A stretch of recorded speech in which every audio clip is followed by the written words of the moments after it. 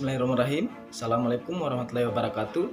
Perkenalkan, nama saya Dede Airul, jurusan Pendidikan Sejarah, konsentrasi Pendidikan IPS, Fakultas Keguruan dan Ilmu Pendidikan, Universitas Haleo-Oleo. Baik, di sini saya akan menjelaskan tentang sumber daya alam. Sumber daya alam adalah segala sesuatu yang muncul secara alami yang dapat digunakan untuk pemenuhan kebutuhan manusia pada umumnya. Yang tergolong di dalamnya tidak hanya komponen biotik seperti hewan dan tumbuhan, mikroorganisme, tetapi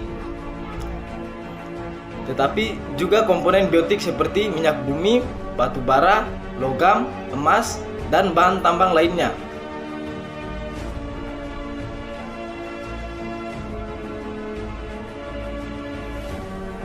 Berdasarkan sifatnya, sumber daya alam dapat digolongkan menjadi dua. Yang pertama, sumber daya alam yang dapat diperbarui. Sumber daya alam yang dapat diperbarui adalah kekayaan alam yang terus ada selama penggunaannya tidak diproduksi secara berlebihan, seperti tumbuhan, hewan, mikroorganisme, sinar matahari, angin, air, dan lainnya. Sumber daya alam yang tidak dapat diperbarui. Sumber daya alam yang tidak dapat diperbarui merupakan sumber daya alam yang jumlahnya sangat terbatas karena penggunaannya lebih cepat dibandingkan proses pembentukannya. Contohnya seperti minyak bumi, emas, besi, dan berbagai bahan tambang lainnya. Pada umumnya memerlukan waktu dan proses yang sangat panjang untuk kembali terbentuk sehingga jumlahnya sangat terbatas. Berdasarkan bahan asalnya, sumber daya alam dibedakan menjadi dua, yaitu sumber daya alam organik atau hayati. Sumber daya alam organik, materi atau bahannya berupa jasad hidup, tumbuhan, hewan, dan berhubungan dengan sumber daya alam organik terdiri atas kehutanan, pertanian, peternakan, dan perikanan.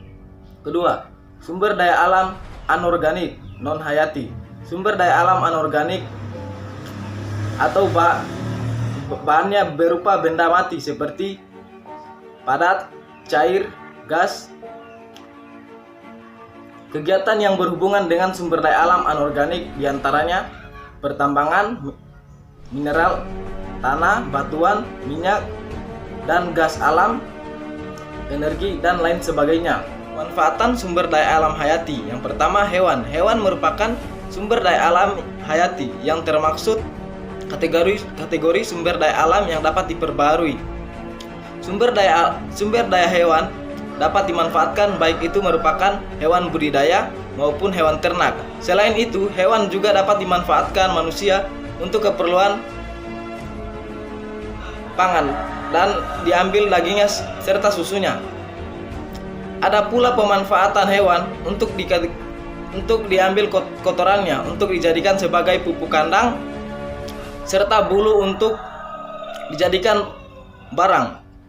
Yang kedua, tumbuhan.